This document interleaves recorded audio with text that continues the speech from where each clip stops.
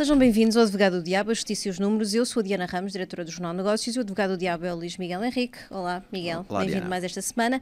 Esta semana temos também connosco o Secretário de Estado da Juventude e Desporto, João Paulo Correia, que nos ajudará a olhar para temas fulcrais para a vida dos mais jovens, como a empregabilidade, os salários, a crise da habitação. João Paulo Correia, muito bem-vindo a este videocast e obrigada por ter aceitado o nosso convite para falar de alguns destes temas que estão sob a tutela que coordena. Antes de mais, e antes de entrarmos nos temas mais centrais que enumerei aqui agora, pedia-lhe que fizesse um balanço da Jornada Mundial da Juventude que trouxe milhares de jovens a Portugal. Que inspiração é que esta jornada e estes muitos jovens que vieram a Portugal deixaram ao Governo para desenhar soluções para as gerações mais futuras? Antes de mais, agradecer o convite, é um prazer e agradeço a oportunidade. Respondendo à pergunta, sim, a Jornada Mundial da Juventude foi um êxito, não só quanto à sua organização, mas também quanto aos objetivos que estavam definidos para a Jornada Mundial da Juventude. Esperavam esta onda de juventude, esta massa tão grande de jovens em Portugal? Sim, era previsível uma presença massiva de jovens na Jornada Mundial da Juventude. Aliás, a organização tinha os elementos necessários para prever esta adesão massiva de jovens, e também não só de jovens portugueses, mas também de jovens de todos os países do mundo que vieram a Portugal, estiveram em Lisboa. Mas de facto esta jornada cumpriu aquilo que eram os seus principais objetivos, cumpriu com êxito. Eu diria que contribuiu grandemente para a afirmação externa do nosso país. Este foi o maior evento jamais realizado em Portugal.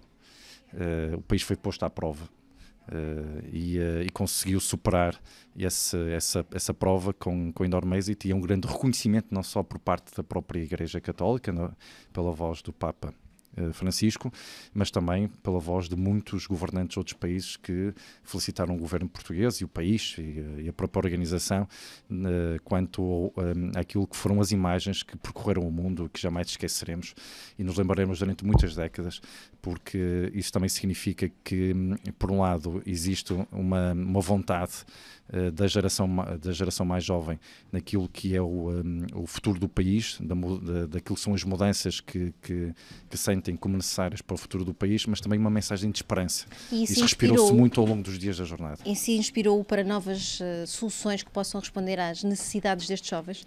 Bom, acima de tudo, confirmou aquilo que é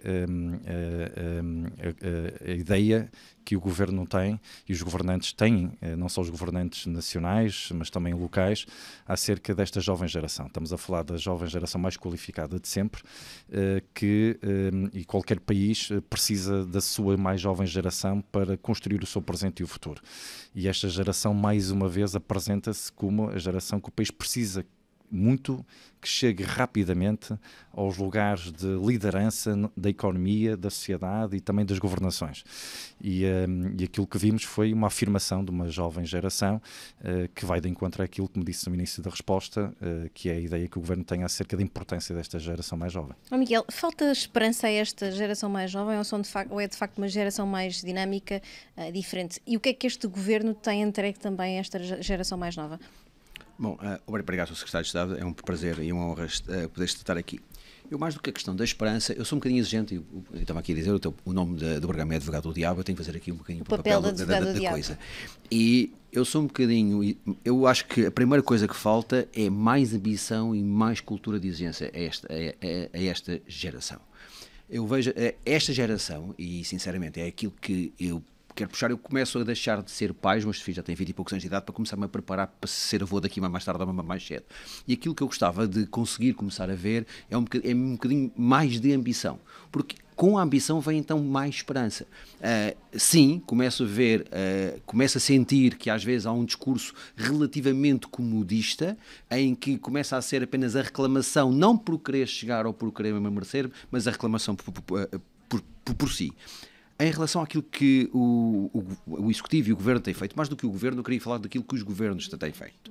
Porque quanto que queres tratar para uma política, para uma geração, com todo respeito, não é um ciclo de uma legislatura que vai resolver. E acho que isso tem que ser algo que tem que ser transversal a um conjunto dos partidos que têm... Neste caso são já duas legislaturas e meia, ou quase. Nesse sentido, eu acho que... espero que durante o programa a gente consiga tocar um bocadinho na questão da educação, porque sinto que na camada superior da educação, no ensino superior, nós fazemos muita coisa bem feita. Mas depois, até ao 12º ano, e aquilo começa desde o ensino básico durante o ensino secundário, falta alguma coisa. E falta muita coisa que, nomeadamente, leve a uma maior meritocracia e uma maior cultura de exigência e a um menor nivelamento por baixo. Acho que, eu falo, por exemplo, em sítio próprio, muitas vezes eu falo com os meus filhos que aquilo que eu chamo, eles tiveram um doping educativo. Tiveram um doping educativo que não queria, que em relação a outros eles têm que perceber que às vezes isso tornou-se até um bocadinho oportunístico, foi um bocadinho desequilibrador. E eu gostava, e se eu não tivesse tido as condições que tive, e eu sou, por exemplo, o que é que quero falar, eu sou a única pessoa licenciada em toda a minha família até agora, e exijo que os meus filhos possam chegar e fazer mais, mas eu gostava que isso fosse mais abrangente por toda a população jovem. E sinto que quem entra às vezes e quem fica no final até o ensino público não tem as mesmas oportunidades, e aí voltamos à questão da esperança. Há uma esperança para uns mais ambiciosos e que tiveram outras oportunidades, e se calhar há outras oportunidades e uma menor esperança para aqueles que não as tiveram. É esta desigualdade que eu penso que temos que tratar. Paulo Correia, falta de oportunidades ou falta de equilíbrio entre quem pode ou não pode aceder às mesmas oportunidades entre os mais jovens? Bom, a grande utopia que sigo desde que ingressei muito jovem na política é por uma sociedade que promova a igualdade de oportunidades. Mas há quem diga que o elevador social tem estado um tanto ou quanto avariado. Eu vou dar 3 indicadores que demonstram não só o progresso e o avanço daquilo que tem sido o investimento do país na educação, como também que mostram a diferença entre o crescimento económico e o desenvolvimento económico. Nós hoje temos a taxa de abandono escolar no ensino obrigatório mais baixa de sempre. Isso é um dado que revela que o investimento tem sido feito pelos governos ao longo dos últimos anos tem sido um sucesso. Depois, um outro indicador que nos distingue já daquilo que é a média europeia, nós temos cerca de 50% dos nossos jovens com 20 anos no ensino superior. A média europeia é de 42%. Se há 20 anos o governo na altura dissesse que em 2022 nós teríamos 50% dos nossos jovens do ensino superior, certamente que não seria levado a sério. Mas hoje conseguimos atingir essa meta, e é uma meta que também nos distingue, como disse há pouco, da média da União Europeia. E depois, quando olhamos para o número de jovens, e por falar em igualdade de oportunidades, este indicador é muito relevante, que não estudam, não trabalham, nem se encontram informação, exatamente. Portugal em 2022 desceu para 8,6%. A média europeia é superior a 8,6%. Olhamos para a Roménia, que para muitos economistas que, antecipando que o PIB per capita da Roménia poderá passar o PIB per capita português em 2024, tentam olhar para a Roménia como um referencial económico. A Roménia tem uma taxa de 20% de jovens que não estudam, não trabalham, sem encontram informação. A meta de 8,6% era a meta que estava definida pela Comissão Europeia para Portugal para 2030. Portanto, estes 3 indicadores revelam que hoje temos mais oportunidades, uma sociedade com mais oportunidades e que permite que mais jovens acedam à educação. A tal geração mais bem preparada de sempre, como já várias vezes referiu o Primeiro-Ministro. Mas essa mesma geração, já lá vamos, Miguel, mais bem preparada de sempre, quando toca à empregabilidade, muita dela está a sair. A questão dos salários tem vindo a ser essencial para... estamos a formar altos quadros, estamos de facto a preparar uma geração muito mais qualificada, como referiu, do que alguma vez existiu em Portugal, que está a sair, e isto é culpa dos salários?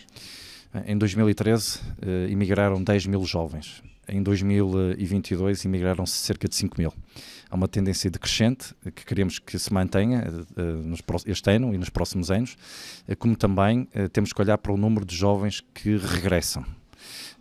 Desde 2019, através do programa Regressar, regressaram a Portugal 19 mil portugueses. Esmagadora maioria destes portugueses que regressam a Portugal são jovens que emigraram no tempo da Troika. São jovens que emigraram no tempo da Troika, não regressaram necessariamente por causa do programa Regressar, mas certamente estão a usufruir dele.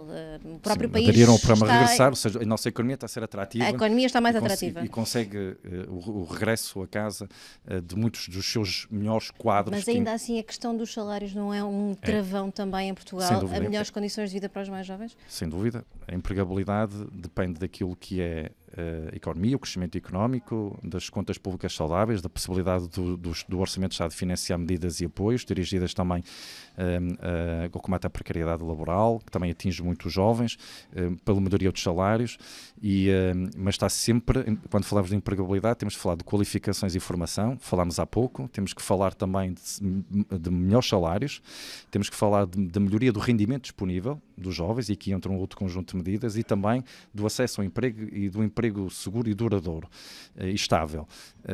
E claro que quando falamos em empregabilidade, a tendência é aumentar salários. O próprio Estado tem que dar o exemplo, está a dar o exemplo. Hoje um jovem licenciado, quando ingressa na administração pública, já acede a um ordenado bruto de 1.330 euros.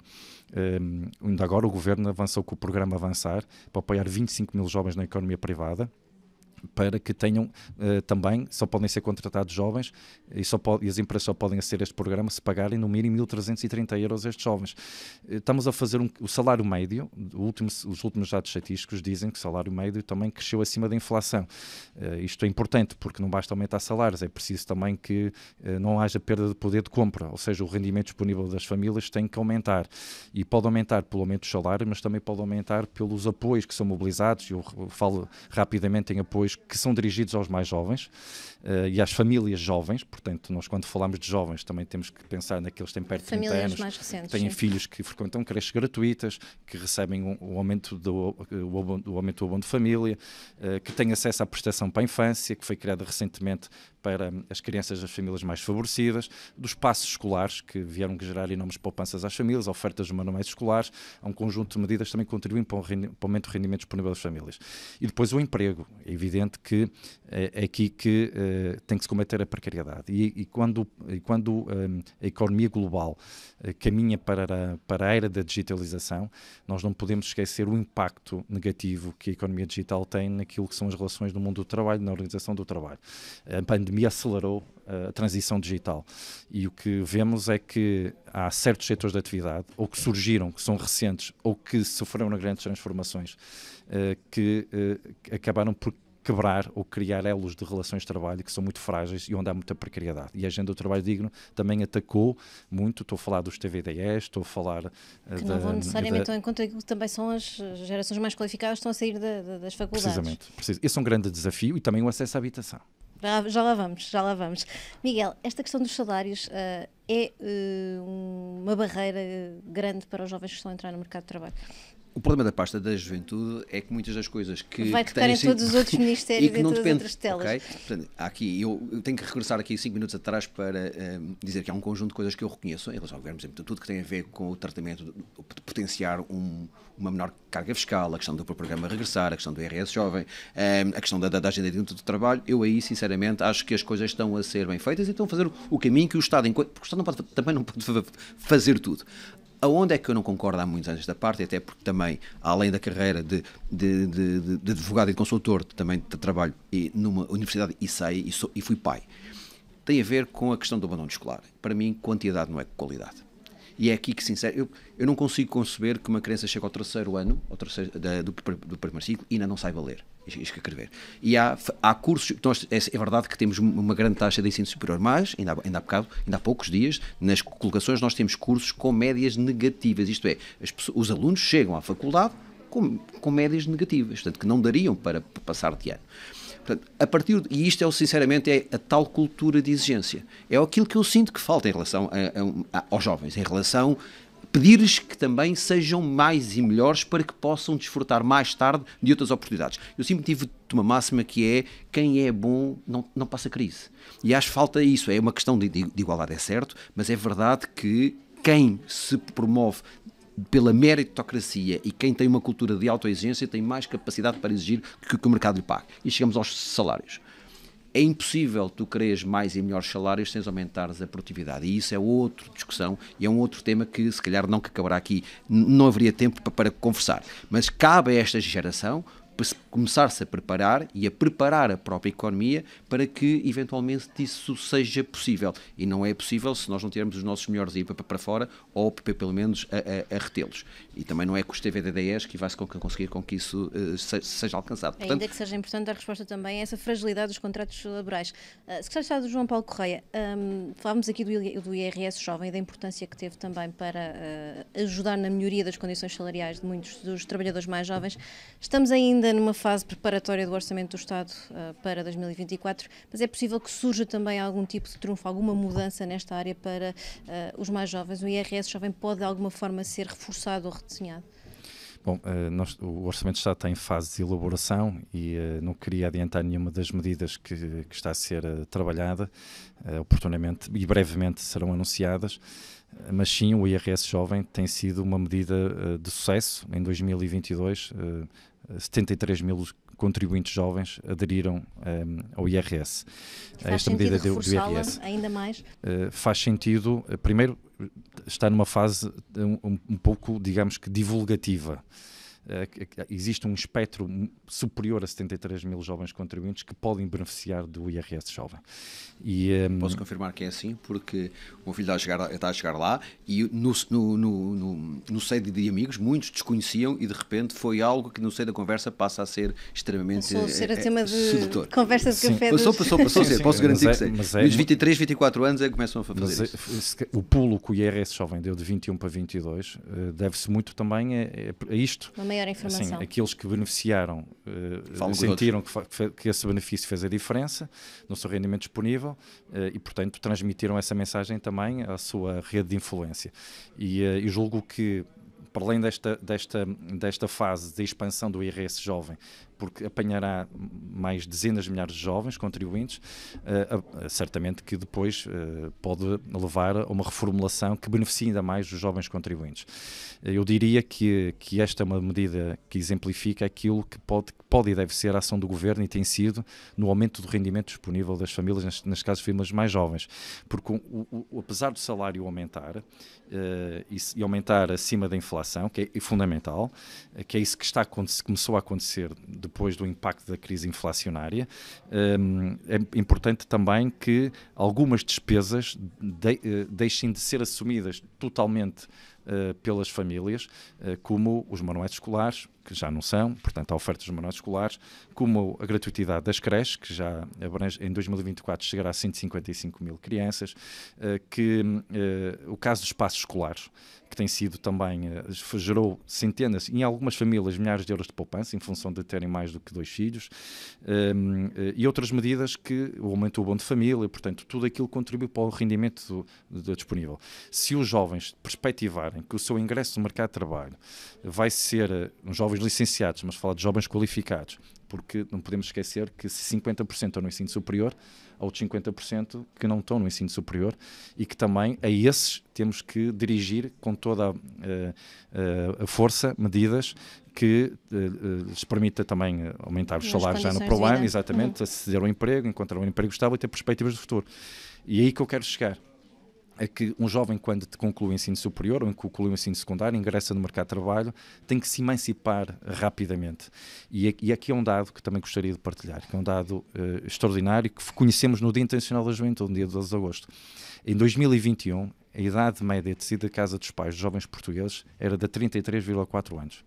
Em 2022 desceu para 29,6, perdão. O que é que significa? Significa que houve aqui um pulo. Portugal, que estava na cauda da Europa em 2021, ficou perto da média europeia, não está ainda no valor pré-pandemia, 2019, que ainda é de 29,3,2, a média de saída da casa dos pais, mas revela este indicador que há mais confiança e esperança no futuro e que estas medidas fazem a diferença. Infelizmente não foi à conta da habitação, porque sabemos que neste momento é uma das maiores barreiras à emancipação dos mais jovens e à saída de casa dos mais jovens.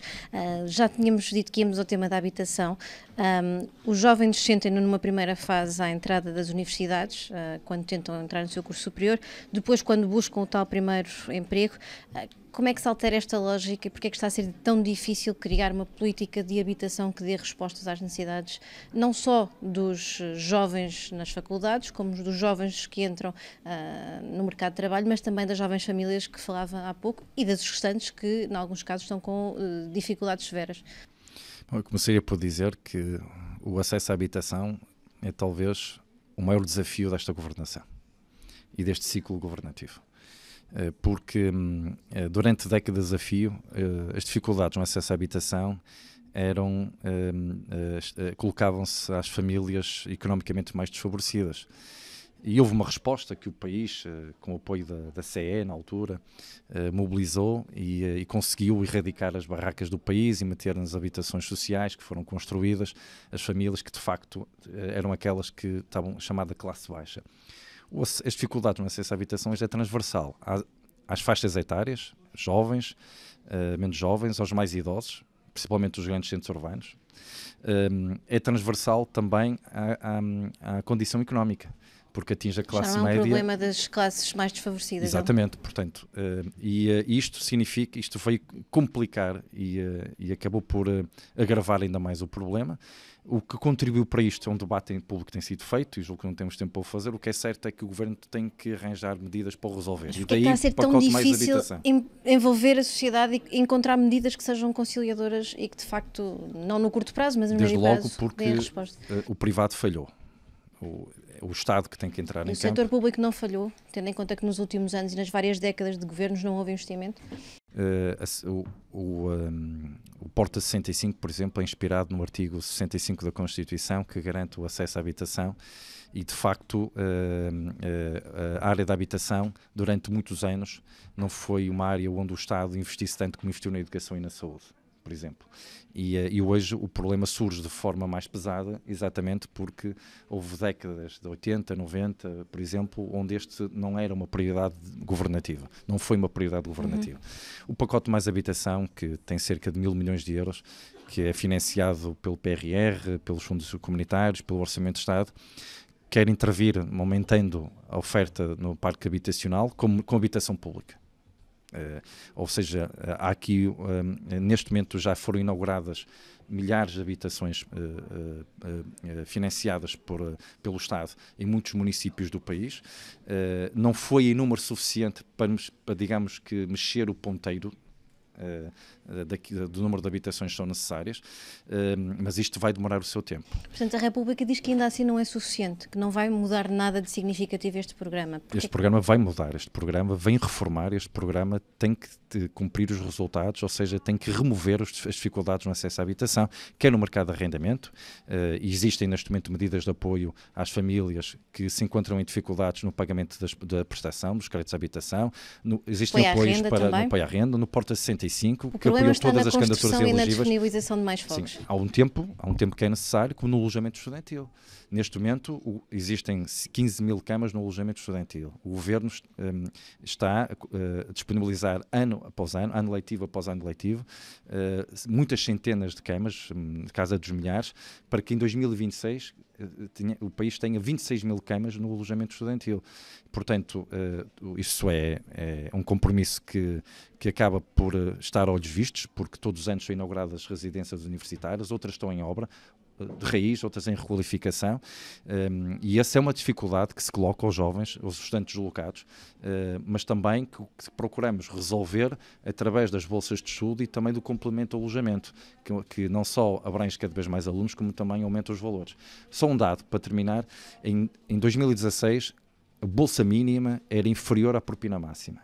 Hoje a bolsa mínima é superior à propina máxima. Isso significa uma boa prova do esforço em sido feito no apoio também no ensino superior. Posso aqui uma frase que eu não concordei? Perguntar-lhes como é que vê esta questão da habitação e do esforço que tem sido feito para resolver o problema. Duas questões. Muita coisa certa é daquilo que eu concordo. Há uma frase com que eu não posso concordar na totalidade. O privado falhou. A culpa é dos privados. O privado falhou, o público também falhou. Isto é, todos falhamos, e a partir desse momento é o que é que comporta fazer. O privado falhou, mas com todo o respeito, os privados existem para ganhar dinheiro e tomarmos nós que todos os privados ganhem dinheiro. A questão é que a qualquer gestor, incluindo os públicos, incluindo os executivos, seja eles quem estiverem, a grande questão é querer e saber antecipar problemas. E é um problema que, fruto de um conjunto de questões. Isto é, nós somos vítimas do nosso sucesso num conjunto de políticas dos últimos anos em relação a essa primeira a questão dos nómadas digitais, a questão da promoção de Portugal no exterior, do facto de tornarmos conhecidos e desejados. Tudo isso é bom e não tem que se estragar. Agora é preciso complementar e corrigir o que eventualmente os desvios que aconteceram, que deveriam ter sido diagnosticados, que deveriam ter sido antecipados e que não foram. Chegámos a este ponto, o que é que nós sabemos?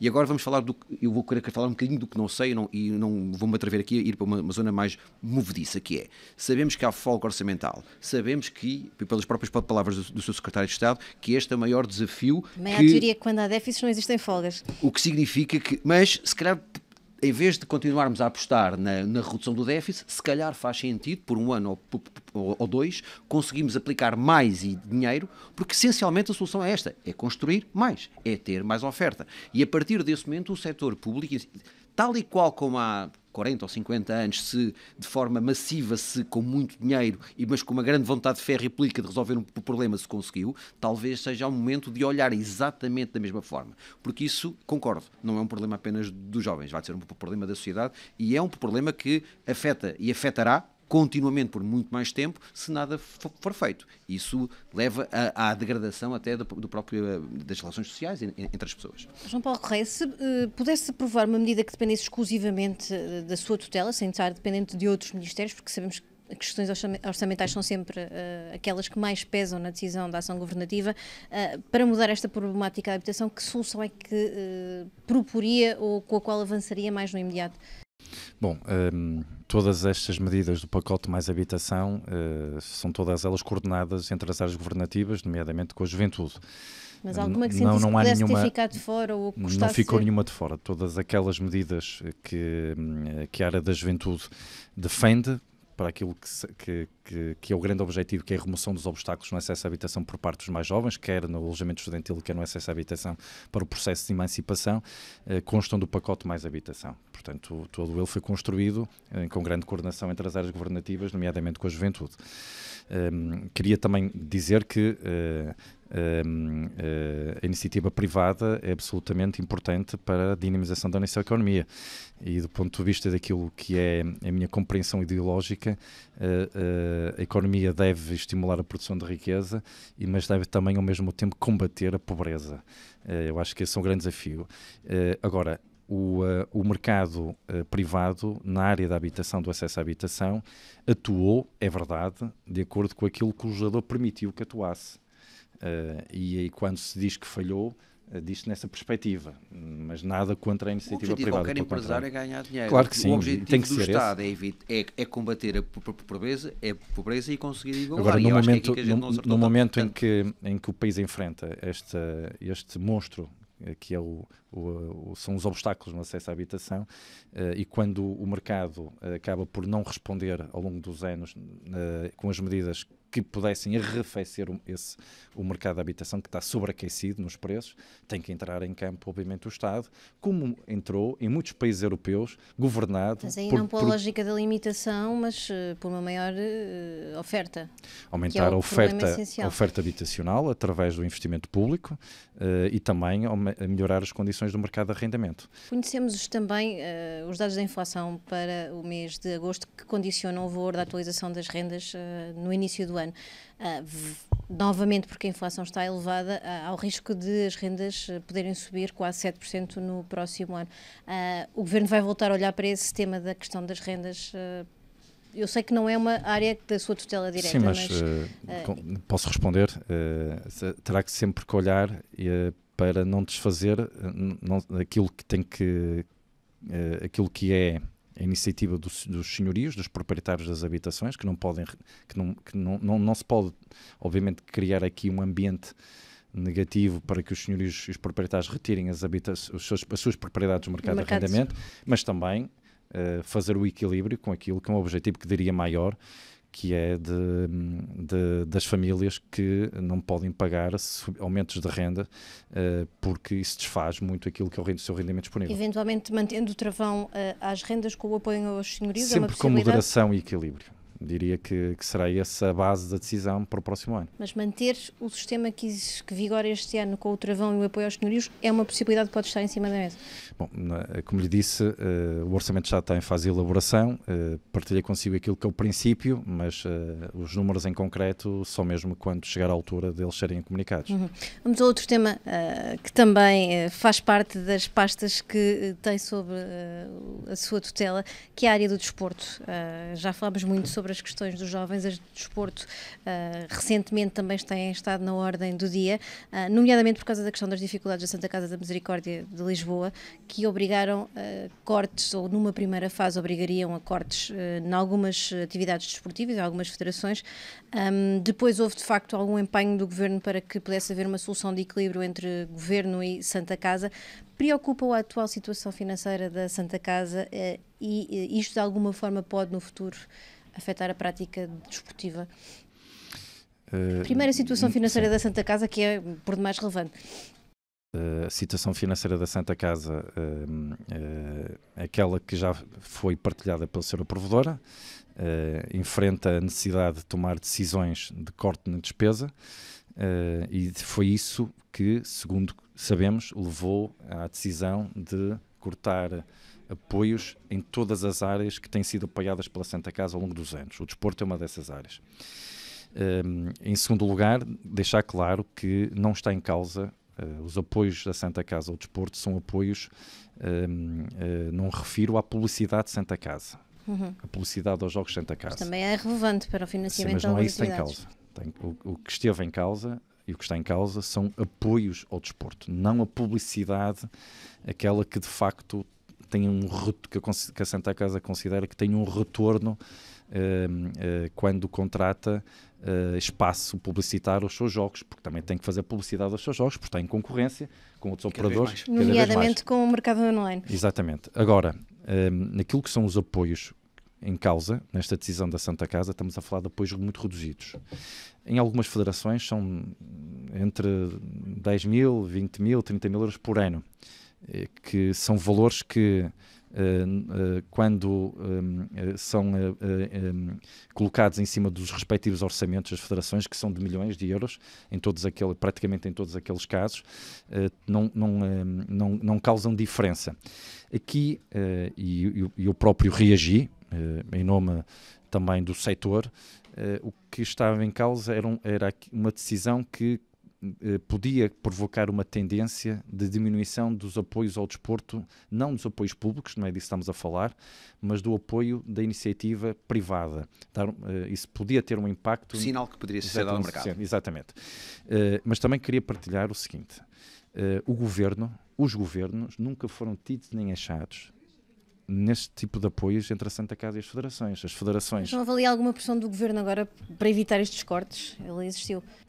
Naturalmente, houve aquilo que é uma história de influência do Governo junto da Santa Casa. Houve uma conversa muito produtiva com a senhora provedora, onde, por um lado, ficamos a conhecer que o anúncio não teria o impacto que ele próprio criou não era na assim comunicação. Tão extenso. E também havia uma vontade de não cortar os apoios ao desporto, mas diminuir alguns apoios ao desporto, como também a outras áreas que são apoiadas pela Santa Casa. O que é certo é que nenhuma federação desportiva até hoje envolveu o Governo ou os governos quando sentou à mesa com a Santa Casa. E quando celebraram contratos com a Santa Casa impôs uma cláusula de sigilo na comunicação do apoio, que também me parece que tem que ser ultrapassado rapidamente, porque não vejo nenhuma necessidade, nenhuma justificação para manter um sigilo num contrato de apoio de 10 mil euros, 20 mil euros, 30 mil euros, mas até dos mais elevados que podem rondar os 100 mil euros. Aqui a questão é que houve um ponto de encontro com a Santa Casa, onde a Santa Casa disse que mantinha os acordos celebrados já para 2023 com as entidades esportivas e para 2024 aquela que é a diminuição da verba será assumida pelo Governo.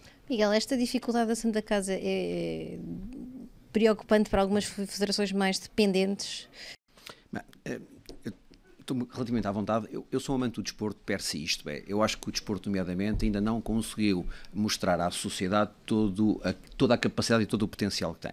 Acho que desporto em Portugal, e o desporto tem muito mais do que às vezes a mera atividade desportiva e a atividade física, acho que tem um conjunto de relevâncias, mesmo do ponto de vista económico, do ponto de vista político, do ponto de vista social. O desporto é uma ferramenta brutal que cada vez mais se começa a dar o devido valor, mas que ainda não lhe é reconhecido o valor social e económico que tem, mas é algo que está a ser construído.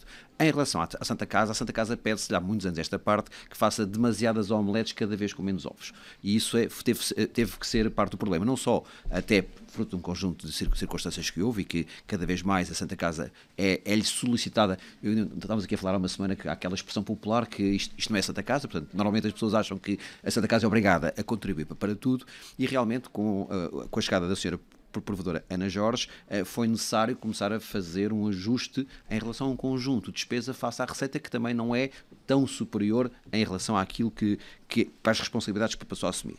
Naquilo que toca ao desporto, sinceramente, uma das coisas que agora aqui se falou e que para mim é extremamente importante, que a senhora provedora já levantou, que é o critério da transparência e o critério do racional. É necessário saber-se qual o racional para determinados investimentos que possam existir. É necessário perceber, de forma até transversal e aberta, de forma transparente, porquê e quais é que são os apoios que são dados. Mas houve falta de transparência em alguns momentos? Isso não tenho dúvida nenhuma que em alguns momentos, se calhar, há federações com maior ou menor peso político, com maior ou menor capacidade de influência, com melhor ou pior networking, conseguem melhores resultados do ponto de vista dessa captação do que outras que porventura não trabalham tão bem essa parte comercial e essa parte de relacionamento, e digo isto até por conhecimento de causa, porque alguns anos atrás, nomeadamente, porque uma das coisas que as federações não fazem, com todo o respeito, é também o seu trabalho de casa. Com todo o respeito, uma federação que tem um orçamento de 2 milhões ou 3 milhões de euros, a falta de 20 ou 30 mil euros de um sponsor, de um patrocinador, de um apoio, não pode fazer a diferença. Não pode fazer a diferença, porque se eles fizerem o trabalho comercial deles, e muitas das vezes voltamos àquela questão da dependência, há muita subsídio ou dependência ainda num conjunto de federações que têm que se combater. Eles têm ferramentas, as federações têm ferramentas para conseguir ultrapassar e, mais uma vez, antecipar algumas questões. Muitas das federações que recebem esse apoio, ok, perdeu-se, mas ninguém perdeu o sono por causa disso. Outras reagiram de forma mais tempestiva. O que a Santa Casa está a fazer é aquilo que qualquer gestor racional, lúcido e competente e sério quer fazer, organizar a sua casa para depois poder eventualmente fazer os seus investimentos. Para fecharmos, eu colocava esta pergunta a ambos. Há aqui algum risco de, com a concorrência cada vez maior no mercado de apostas, com receitas a continuarem a reduzir-se até por força da pressão inflacionista também que estamos a viver, que faz com que algum nível de consumo seja travado? Há aqui o risco de 2024 ser pior para as contas da Santa Casa e de ter que se desenhar novamente uma organização de uma espécie de reestruturação das contas da Santa Casa que obriguem a um reforço do Estado ainda destes apoios que evitem perdas para algumas áreas que são apoiadas pela Santa Casa? Bom, como sabe, a área governativa que tutela a Santa Casa é a área do trabalho, não é a minha área ministerial. Que ainda não aprovou as contas deste ano. Não me compete estar a fazer uma apreciação ao encontro da sua questão. Mas tem esse receio que possa negociar um conjunto de apoios que podem de alguma forma vir novamente a ser... Sinceramente, aquilo que foi garantido pela senhora provedora para 2024, julgo que é aquilo que acontecerá e, portanto, os dados que têm em sua posse para tomar esta decisão são suficientes e queria afastar esse risco para a área do desporto. Mas queria também aproveitar para deixar claro o seguinte. Estamos a menos de um ano dos Jogos Olímpicos e Paralímpicos e o Governo atribuiu o maior apoio de sempre à preparação olímpica e o maior apoio de sempre à preparação paralímpica. Uhum. Para que quem nos ouve perceba a dimensão disto que acabei de dizer, a preparação olímpica conta com 22 milhões de euros de 100% de dinheiro público transferidos do IPDJ para o Comitê Olímpico. O que é que isto significa? Significa que os nossos atletas que vão integrar o projeto olímpico têm um aumento médio da bolsa, que não era aumentada desde 2009, de 20%, os seus treinadores também, têm mais financiamento para estágios internacionais, provas de qualificação para os Jogos, e estamos já a investir nos Jogos Olímpicos de 2028. Na preparação paralímpica, igual, 9,2 milhões de euros para a preparação paralímpica. Foi o valor que foi proposto pelo Comitê Paralímpico, e aqui está também, em todo o ciclo paralímpico, a equiparação das bolsas do atleta paralímpico ao olímpico, que era também uma decisão que todos ambicionávamos que fosse completa neste ciclo olímpico. O apoio, o financiamento do IPDJ às federações desportivas teve um reforço em 2022 de 6,8%, e o financiamento às federações, às suas atividades regulares para 2023 foi de 4%. Ou seja, tem havido reforço no apoio público ao desporto, no financiamento público ao desporto, quer à preparação olímpica e paralímpica, quer às atividades regulares das federações. E estamos a falar de valores que, somando a preparação olímpica com a paralímpica, mais o financiamento das atividades regulares, valores que chegam perto dos 60 milhões de euros, porque ainda há outros programas que também são financiados pelo IPDJ junto às federações, sem contar com aquilo que é o investimento no combate ao doping. Eu quero recordar que Portugal recuperou a certificação de seu laboratório de análise de dopagem, que era uma imparidade desportiva que tínhamos no plano internacional. Recuperamos no ano passado e tem sido essencial naquilo que é o combate ao doping. A volta a Portugal, que agora terminou, contou com um investimento extra do Governo e da União Ciclista Internacional e da Federação Portuguesa de Ciclismo. Foi introduzido pela primeira vez o passaporte biológico a todos os ciclistas das equipas portuguesas. E não tenho dúvidas que demos um salto enorme no ranking internacional com este investimento. O desporto deixou de ser quase um dos parentes pobres nas áreas de governo que são apoiadas diretamente? Acima de tudo, porque, como disse há pouco, o desporto tem um impacto económico e social que, no nosso entender, deve continuar a ser valorizado e em crescente. Muito bem. E foi um gosto ter-vos aqui. Obrigada, Secretário de Estado da Juventude e Desporto, assim aqui é João Paulo Correia, por se ter juntado a nós neste Advogado do Diabo. Obrigada, Miguel, por mais esta análise. Até para a semana.